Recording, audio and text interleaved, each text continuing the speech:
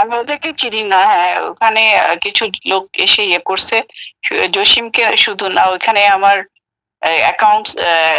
Accounts ডিপার্টমেন্টের উম এডি যে ওনাকেও বের করে দিছে। এই করছে আরকি।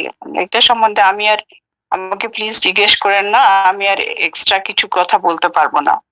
আচ্ছা ওইটা আমি আমার ঊর্ধ্বতন সবাইকে জানাইছি, পুলিশকেও জানানো হয়েছে। না ঠিক আছে ভাই, আমাকে ওকে আচ্ছা ওকে